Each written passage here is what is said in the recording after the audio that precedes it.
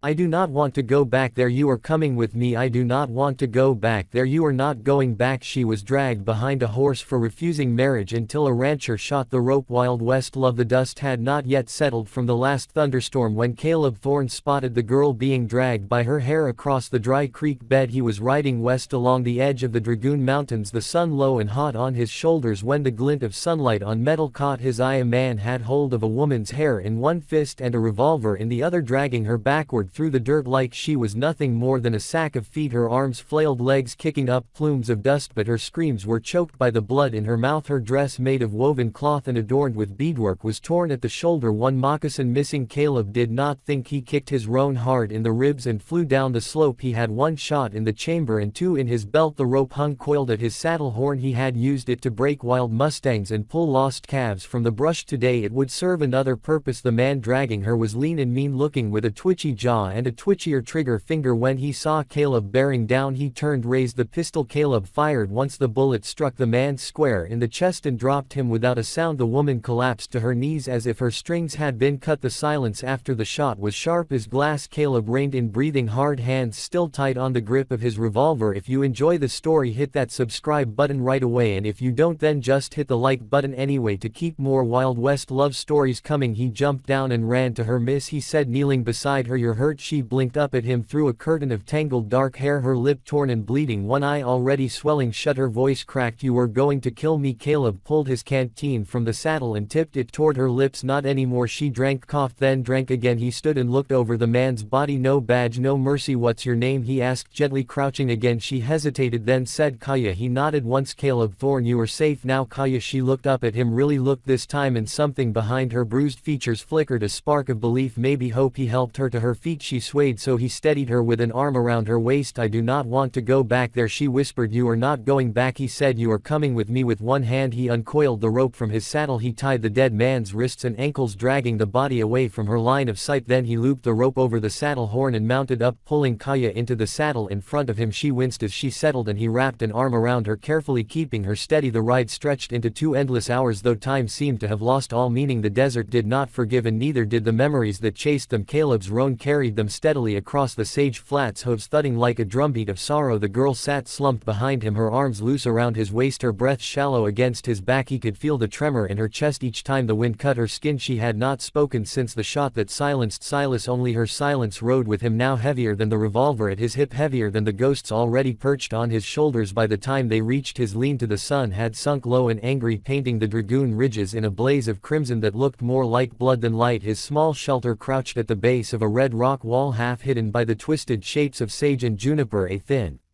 curl of smoke rose from the chimney, a fragile sign of life in a land that devoured the weak. Caleb swung down first, boots sinking into the dry earth. He reached up carefully, his hands steady despite the storm in his chest. Easy now, he murmured, as though she were a wounded colt, his palm pressed lightly against her back as he guided her down. She stumbled when her feet touched the ground, and instinctively he caught her, his calloused hands gentle against her arm. Inside the lean-to smelled of pine resin and old smoke. The air was warm from the small fire he had left burning, but the warmth seemed an insult to her shivering frame. She moved like a ghost, each step hesitant, as if she doubted the floor beneath her was real. He pulled out the bench near the hearth. Sit, he said softly. She obeyed, lowering herself with stiffness, her dark eyes scanning the single room, the rough-hewn walls, the few possessions of a solitary man. Her gaze seemed to question whether she was safe or simply trapped in a new kind of prison. Caleb busied himself with the water. He found a clay bowl, poured it full from the barrel in the corner, and dipped a clean strip of cloth. When he returned, she flinched at the sight of his hand approaching her body, jerking back like a deer bracing for the arrow. But she did not run, and she did not push him away. Her strength had already been bled into the dust. Slowly, carefully, he pressed the damp cloth to her cheek. The dried blood came away in streaks, revealing bruised skin beneath. He worked in silence, wiping her temple, the corner of her mouth, the gash across her brow. Each touch was a question he could not voice. How much pain have you carried? How long have you been alone? After a long silence his voice broke low. Did he know you? She swallowed the sound, small dull and sharp in the still room. Yes, her voice was thin, fragile yet steady like a string pulled too tight. His name was Silas. He rode with a bounty crew from the mining town. Said I belong to them now. Her lips trembled then steadied though her eyes burned with a fire that came from grief more than anger. I tried to run but he caught me. Caleb's jaw clenched. He had seen cruelty before, had lived in its shadow, but hearing it aloud was like a blade twisted in the ribs. He wanted to spit Silas's name into the fire, watch it burn to ash. He was wrong, he said, his voice roughened with more than dust. Her gaze lifted to him, then searching his face with a fragile kind of defiance, as if daring him to betray her too. Why did you help me? She asked, each word pulled like thorns from her throat. He looked at her, really looked. The torn dress with beadwork that spoke of careful hands, the bare foot bruised from stone, the long braid frayed and dust streaked, and beneath all that the hollow in her eyes where trust should have lived, because someone had to. He answered finally, his voice cracked against the weight of it, because no one should be dragged through dirt like that and left to die. Her mouth trembled, a small break in the fortress of her silence. She let out a breath that shuddered more than its side. No one ever helped me before, she whispered. It was not a confession so much as an indictment of the world that had failed her again and again. Caleb felt something twist inside him, something he had thought long dead. He stood abruptly, needing to move to hide the sting in his throat. He stirred the fire with the poker, watching the sparks leap and die. Well, he said, keeping his eyes on the flames, you have me now. The words sounded clumsy, too small against the enormity of her pain, yet when he risked a glance back he saw her eyes soften just a fraction, as though the promise, however broken, however fragile, was the first she had ever been given. That night Caleb gave her his bedroll. She lay curled beneath the blanket, her body rigid at first.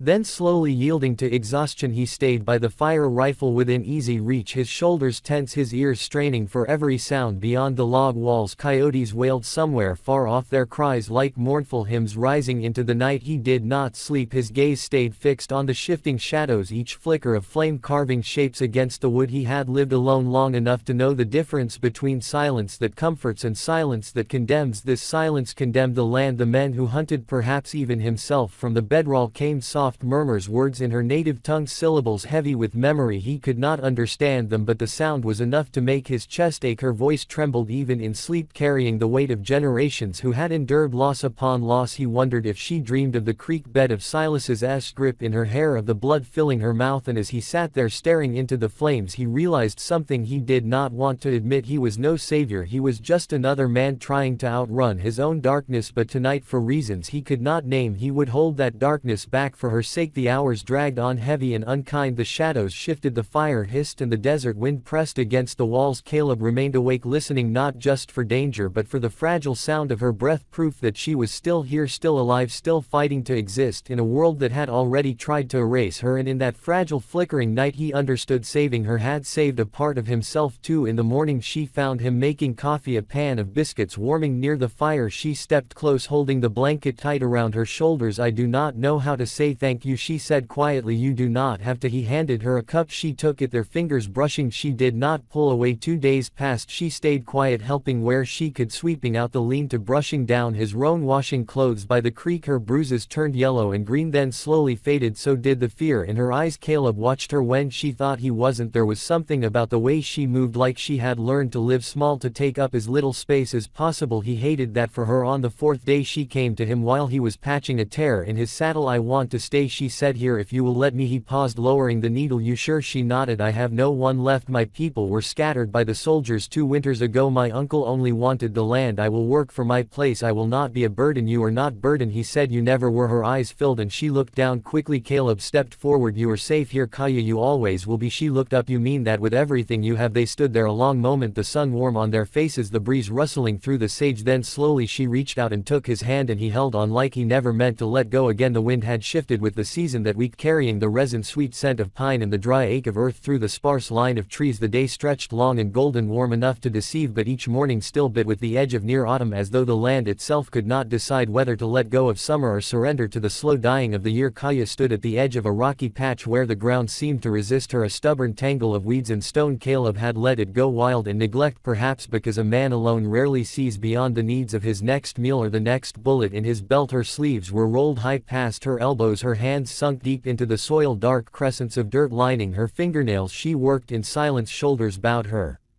Breath steady, her eyes fixed on the roots she pulled loose one by one as though she might free herself by freeing the earth from the doorway of the shed. Caleb watched. A hammer sat heavy in his palm as he drove new nails into a fence post, each strike ringing sharp in the still afternoon, yet his eyes strayed more to her than to the wood. He did not call out, did not intrude. Some sorrows demanded space, some griefs required silence. He only let her move at her own quiet rhythm, the rhythm of someone trying to stitch herself back into the world. With each handful of weeds she tore free, the sun dipped low by late afternoon, bleeding its last warmth across the clearing. Kaya straightened, dirt streaking her arms, her palms raw where the roots had fought back. She dragged her sleeve across her brow, then walked toward him, squinting against the dying light. Her voice, when it came, was low but sure. You got nails for that in the crate behind you, second row. He glanced back, nodded. Without waiting she fetched them herself, crouching near the growing stack of cut boards. Her fingers brushed the crate, and for the briefest second he saw them tremble, not from weakness but from the unrelenting memory of every hand that had once hurt her. Yet she steadied them, pulling the nails free and setting them by his boot. That ground, she said, tilting her chin toward the patch she had wrestled with all morning. It's got good soil under all the mess. You could grow potatoes there come spring. Her words carried more than planting, they carried the fragile hope of someone who still dared to believe life might come from ruin. Caleb's grip tightened on the hammer, his gaze fixed on the half-mended post. I never had much luck with planting, he admitted. The words fell flat, heavy with the truth of a man who had known only the short harvest of violence. Don't have the patience for it. Kaya's eyes lingered on him, soft with something close to defiance. Maybe you didn't have the right hands helping. Lev, for a heartbeat, silence held them thick, almost painful. He did not answer, not because he dismissed her, not because he doubted her, but because the thing that swelled in his chest, the thing her words touched, had no language he could bear to speak aloud. Gratitude, yes, but more than that, a sorrowful kind of awe that she, broken and bloodied, could still look at hard ground and see the possibility of life. He set the hammer down, his hand resting against the rough timber as though steadying himself. She stayed crouched beside the boards, the dirt still clinging to her hands, her braid loose, her face shadowed by the dying sun. Neither spoke again, yet in the unspoken hung something more binding than words, an unvoiced vow that perhaps in each other's silence there might be space enough to heal. And as the wind swept through the trees once more, carrying with it the mingled scent of pine, smoke and soil, Caleb realized that sorrow had not left them and perhaps never would, but within sorrow there was the faintest, most fragile trace of belonging. She didn't push the silence. After a while she spoke again, softer. I used to think if I moved quiet enough, kept my head down, bad men would forget I was there. He set the hammer aside and leaned on the workbench, eyes on her. Did that ever work? No, but I got good at pretending it did. He crossed his arms. You don't have to pretend anything here, I know. She looked up. That's what scares me. He didn't move, didn't speak, just let her words settle between them like dust on the floorboards. Then she stood, brushing off her skirt. Come with me, she said, not asking. They walked to the tree line where the creek curved behind the cabin. A cluster of flat stones jutted over the water. She stepped onto one and sat, motioning for him to join her. My father taught me to skip stones, she said after a beat. He said the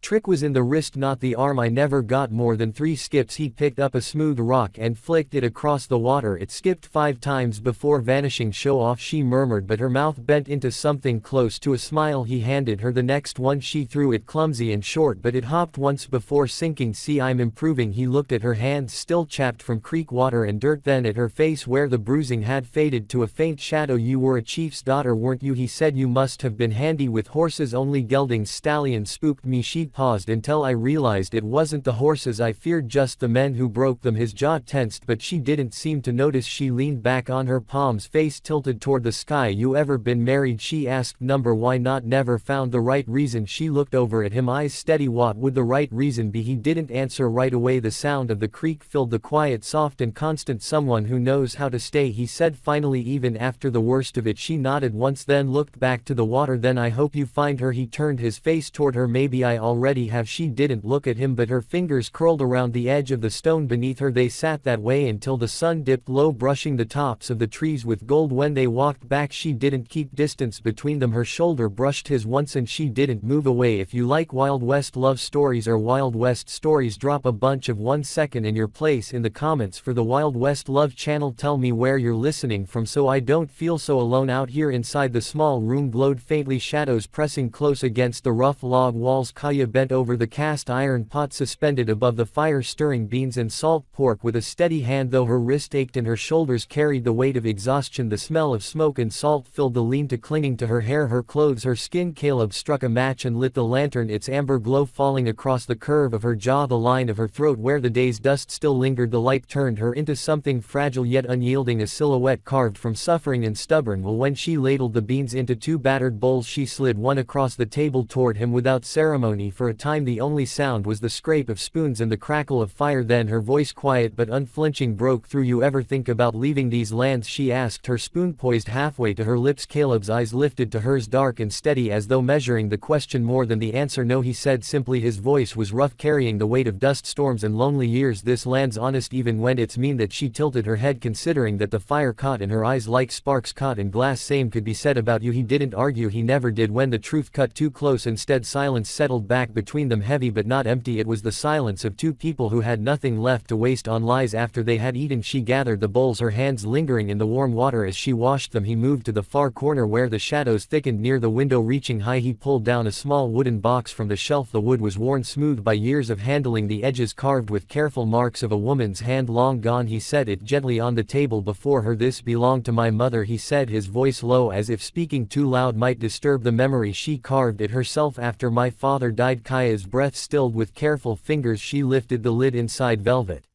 lined and dulled with age, lay a silver brooch shaped like a wolf howling at the moon. The metal glimmered in the lantern light, fragile yet defiant, like a cry that refuses to die even when no one is listening. I'd like you to have it, Caleb said. Her eyes darted from the brooch to his face, searching for the meaning beneath his words. Why me? Her voice wavered, almost breaking, as if afraid to accept something she had never been offered, something freely given. He looked at her, his expression carved with the honesty of a man who had nothing left to hide. Because you ain't the sort to hide your spirit anymore. Her hands trembled as she lifted the brooch, the silver cool against her skin. Her breath caught ragged in her throat as though the small weight carried more than metal. It carried recognition, a reminder that she was still seen, still worth something in a world that had tried to strip her bare. She didn't speak, couldn't, but when her eyes rose to his, something in them shifted. Not peace, not yet. The ache was still there, carved deep, but it was the beginning of it, the fragile spark of trust, faint but alive. Later that night, when she retreated to the small bed tucked behind the partition, she did not close the door between herself and the hearth where Caleb sat. The fire's glow reached across the empty space, binding them with its flickering thread. He did not cross to her, did not touch her, though his chest ached with the weight of wanting to protect what was already his heart. In the dark, when the silence grew too heavy, she turned toward the faint light and spoke. Her voice was soft, almost shy, but clear. Good night, Caleb. He closed his eyes, let the words settle in his chest like a vow. Good night, Kaya. The promise was simple, almost nothing at all, yet in a world of broken vows and bloodied ground, it was everything. The first frost came early that year. It crusted the morning grass silver and made the pump handle bite cold in the hand. Kaya wrapped her shawl tighter and leaned her weight into priming the pump until the water sputtered out clear and cold. She filled the kettle and brought it inside where Caleb was fixing the latch on the barn door hinge. You've got a visitor, she said without looking up, setting the kettle on the stove. He straightened. A rider came up from the south trail, didn't get close, just turned his horse and waited by the edge of the trees. Caleb stepped onto the porch, hand resting light on the butt of his revolver. As he scanned the tree line, a figure on horseback sat still in the saddle, watching the dry grass. Stay inside, he said. I'm not hiding, I'm not asking you to. She met his eyes for a moment, then nodded and stepped back inside, her hand lingering near the rifle propped by the door. Caleb walked out, slow, boots crunching frost, stopping 10 yards from the stranger. You looking for someone? The man tipped his hat back, older, grizzled, one ear scarred down to the lobe. Name's Whit Lelton. I was trail boss down at the Harper spread before Silas got himself mixed up in bad business. Caleb didn't blink. He's dead. I figured, words already moving. I ain't here to raise hell about it. Whit shifted in the saddle, just thought it right to say the man had kin sisters. Boy, she'll want to know what happened. He tried to kill a woman. I ain't saying he didn't. Whit looked off toward the ridge, but blood's still blood. I'll tell her he got what he earned, but I had to lay eyes on the man who finished it. Caleb gave a tight nod. You've seen him? Whit studied him a long moment. You keeping her here? She's here because she chooses it, then let her be. Whit turned his horse. This land's mean enough without old ghosts stirring it up. When he rode off, Caleb stood a while longer, watching the trees sway in the windless morning. Inside, Kaya had set 2 mugs of coffee on the table. She didn't ask what was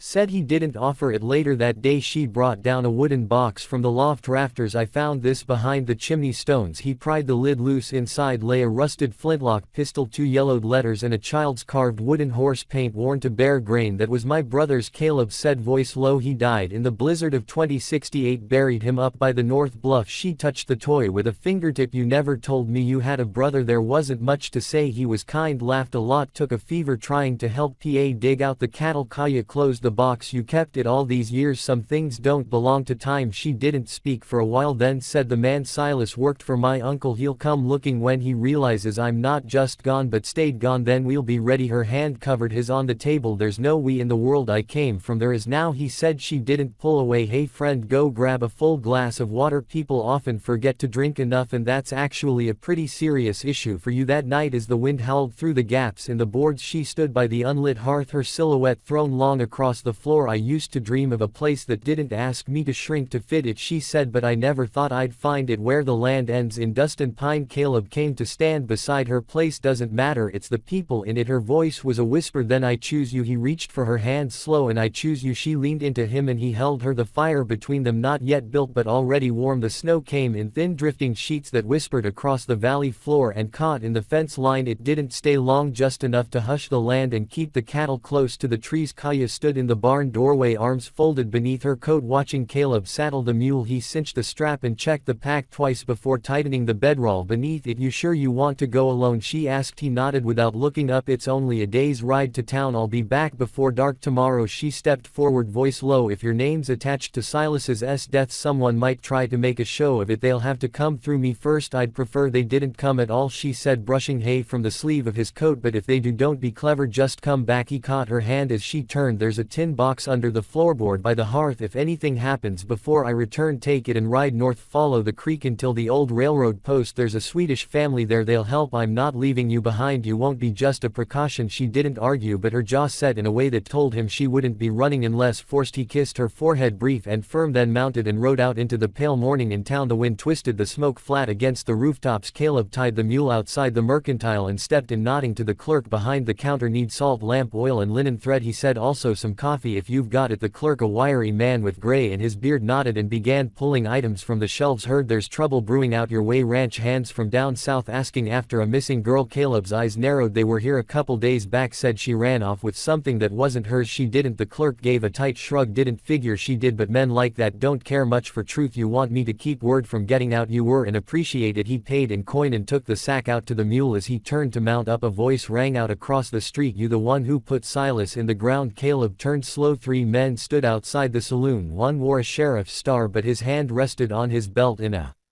way that said he wasn't there for peacekeeping. I did what had to be done, Caleb said. The man with the badge stepped forward. The Harper family says that ain't your call. They weren't there. A silence settled over the street like a dropped blanket. Then the sheriff's lip curled. You think hiding up in those hills keeps you clean? I'm not hiding. You will be soon enough. He turned to spit, then walked away without another word. Caleb left town through the back trail, sticking close to the riverbank and riding hard. Once the sun began to drop, snow started falling again by the time he reached the cabin. If you're watching on television, don't hesitate, grab your phone and hit subscribe to my channel so you'll never miss out on our amazing characters. Bye bye. Don't number thing. And Kaya was already outside, lantern in hand, rifle slung over her shoulder. You're late, she said. I came back, he said, voice rough from wind and cold. She stepped forward and pressed her forehead to his chest. Then nothing else matters. He unsaddled the mule and brought the supplies inside. She set water to boil while he warmed his hands by the stove. They know, he said, and they're not going to let it lie. How long do we have? Not long. She turned from the stove. Then we do what we must. He looked over at her, the flicker of firelight catching in her hair. That doesn't scare you? It does, she said, voice steady, but I've been scared before. This time I have something worth standing for. They slept light that night, rifles loaded by the door, boots beside the bed. The wind howled against the shutters, but no riders came. In the morning she stood on the porch with her coat buttoned high and her hands in her pockets. I've been thinking, she said, watching the sun rise over the ridge. My mother used to say a woman's strength isn't in what she bears but in what she builds. After he he stepped beside her, the cold biting through his shirt. What do you want to build? Her gaze didn't waver. A life, one where no one has to run. Caleb reached for her hand. Then we'll start today. She didn't smile, just nodded once, firm and sure, and together they stepped down into the snow-covered yard. The day ahead of them quiet and waiting. The first of them came at sunrise. 3 riders, all strangers, with dust on their coats and rifles slung low. They didn't speak when they reached the gate, just dismounted and fanned out, boots crunching frost-bitten grass. Caleb stood on the cabin stoop, rifle in hand, while Kaya watched from the barn's shadow, her breath coming slow and measured. Which of you? The man called. Thorn, the tallest, asked, voice flat as a winter pond. You're on my land, Caleb said calmly. State your business. The man adjusted his gloves. We were told a woman ran off with something that don't belong to her. That true? She took nothing but her life back. The man stepped forward. That's not how her uncle tells it. She's not his to speak for. Caleb's grip didn't tighten, but his stance shifted, weight balanced just enough to hold ground. One of the others raised an eyebrow. You aiming to die for her? Before Caleb could answer, Kaya stepped into view, rifle already trained. He doesn't have to. I won't be stolen again. The men turned, startled to see her standing tall, shoulders squared, coat open to reveal the worn leather thong tied at her throat. I left with nothing but bruises in my name, she said. If your boss wants more than that, he'll have to take it from my hands. The tall man looked between them, then nodded. Once we were paid to ask not to bleed. He swung onto his saddle without another word. The others followed. They didn't look back. The wind picked up again after they cleared the ridge. Caleb watched them until the trees swallowed the sound of hooves. You didn't have to come out, he said. I did, she answered. If I'm going to build something worth keeping, it can't be built from behind someone else's back. He took her rifle gently, set it against the porch rail, and reached for her hand. Let's finish this winter together. She didn't hesitate when she stepped into his arms. The days that followed passed steady and honest. They sealed the barn door against the coming deep freeze and shoveled coal from the old pit behind the shed. At night they read by lamplight from the few books Caleb's mother had left behind, pages creased from decades of hands, words worn soft with time. One evening, as the snow drifted high against the windows, Kaya placed a folded square of linen on the table. I kept this with me through every place I ran, she said, unfolding it to reveal a single embroidered name stitched in red thread. Her mother's. Now it belongs somewhere still. Caleb traced the stitches with his thumb. You want to bury it? No, she said. I want to hang it above the hearth so she's part of this. He hammered a nail into the beam and set it there, the cloth catching the firelight like a flag. If you've made it this far, I know you're a true fan of WWL. From the bottom of my heart, I wish your day is filled with health and happiness, and may a little stroke of luck find you in the next 15 minutes. Don't forget to share it with me in the comments. They shared the bed after that quietly, without ceremony. She folded into him as if she'd always known the shape of his shoulder, and he breathed against her hair as if it had always smelled like sage and dry earth. Spring came slow with thawed earth and the first green shoots in the garden. Kaya knelt beside the rows, her fingers coaxing sprouts free. Caleb built a chicken pen with salvaged wire and taught her how to set traps for foxes. One morning she handed him a small envelope bound in twine from the town clerk. She said he sent it up with the salt inside was a deed. Her uncle had sold what was left of the ranch and left the territory. No claim filed, no charges pressed, just a note in the margin. No kin left. She exhaled once, sharp and final, then she turned to Caleb. That part's done. He nodded and took her hand. So what comes next? I think we plant corn, she said, and maybe get another horse. I don't like the way your mule looks at me, he laughed, the sound warm and easy. She's jealous. I used to talk to her before you came. Well, Kaya said, brushing dirt from her skirt, you talk to me now. In June they rode to the justice of the peace in a small dusty town. The ceremony was short and plain, but when Caleb slipped the small silver ring onto her finger, Kaya's eyes shone like wet stone in sunlight. They came home to the cabin with a sack of flour, 2 hammers, and a tin of peppermint drops she'd picked out for the road that night. He carved their names, Kaya and Caleb, into the beam above the door. Years passed quiet and full. The fence held through 4 winters. The garden grew thick with squash and beans. They built a second room off the back, filled it with books and a rocking chair. They never needed more. One late summer evening, Kaya stood on the porch, her hands resting on her belly, round beneath her dress. The wind carried the scent of sage and distant rain. Caleb came up behind her, arms circling her waist. You think it's a boy or a girl? He asked. She leaned back into him. I think it's ours. He kissed her temple, his touch light as breath. That's more than I ever hoped for. The sun dipped behind the ridge, then spilling gold across the valley, and in the hush that followed, with the land soft beneath their feet and the world held close around them, Kaya closed her eyes and smiled. She had stayed, and for the first time in her life the staying felt like freedom. The whispers of the past, the ghost of the man he once was, and the fears of the woman she was forced to be, all melted away like the snows of winter. The road ahead wasn't clear, but for the first time they didn't need to know the destination. This wasn't just a cowboy love story, it was a Wild West love story that was only just beginning. The wind which once carried the cries of the lost now carried the promise of a future built by hand and heart. They had their own piece of the frontier now, their own Wild West love. Their adventure wasn't a retreat but a bold journey into an unknown, beautiful future.